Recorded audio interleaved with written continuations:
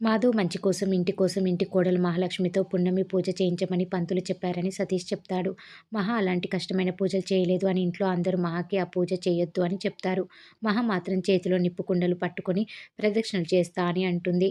మాధవ్ చక్రి కేశవ్ వద్దంటే వద్దు అనేస్తారు కానీ మహా మాత్రం ఆ తాయారు మన ఇంటి మీద ఎలాంటి నిందలు వేస్తుందో తెలుసు కదా! అవన్నీ తప్పు అని నిరూపిస్తా అని మహా అంటూ ఉంటుంది. ఇక మహాని మాధవ పక్కకి తీసుకెళ్ళి "నువ్వు ఈ పూజలు చేయొద్దమ్మా. నువ్వు మా ఇంటి కోడలిగా ఉండటం లేదు కదా! చక్రి కట్టిన తాళిని నిజమైన తాళిబంధం అనుకుంటున్నావా?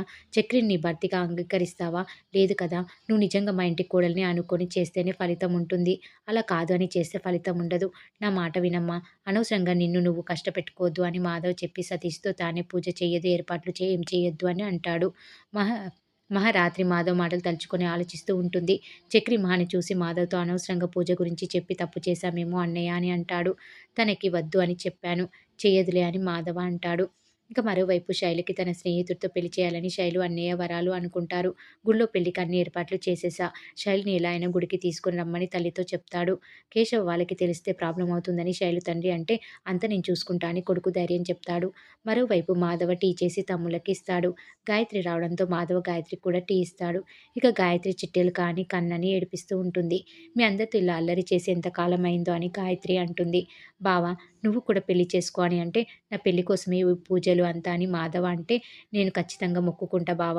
నీకు మంచి అమ్మాయి దొరుకుతుంది. త్వరలోనే నిన్ను వెతుక్కుంటూ వస్తుంది అని గాయత్రి అంటుంది మాధవతో. ఇంతలో మనీష వచ్చి వేడి నీళ్లు రావడం లేదు అని చెప్పడంతో చూస్తా అని మాధవ్ వెళ్తాడు. తర్వాత గాయత్రి వచ్చి స్విచ్ ఆన్ చేసి వస్తా అని అంటుంది. మనీష థాంక్స్ చెప్పి వెళ్ళబోయి పడిపోతే మాధవ్ పట్టుకుంటాడు. గాయత్రిని చూసి మాధవ్ కంగారు పడి వెళ్ళిపోతాడు. ఇక గాయత్రి మనిష గురించి తెలుసుకోవాలని మనిషని అడిగితే మనిష హిందీ ఏం అర్థం కాక గాయత్రి కన్నని విషయం అడుగుతుంది. బావకి మనిషకి పెళ్లి చేద్దాంరా అని అంటుంది కన్నతో గాయత్రి. అది అవ్వదులే అని కన్న అంటాడు.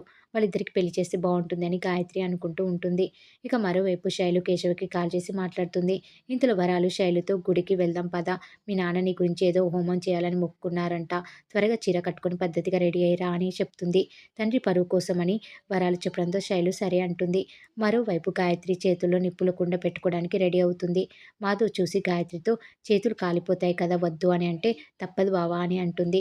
ఇక తయారు వచ్చి ఏదిరా మీ ఇంటి కోడలు నీ కోసం పరిహారం చేయదా అని అడిగితే, వద్దు అన్నానత్త అని మాధవ్ చెప్తాడు. మరోవైపు శైలికి హడావిడిగా పెళ్లి చేయాలి అని తన అన్నయ్య అన్ని ఏర్పాట్లు పూర్తి చేస్తాడు.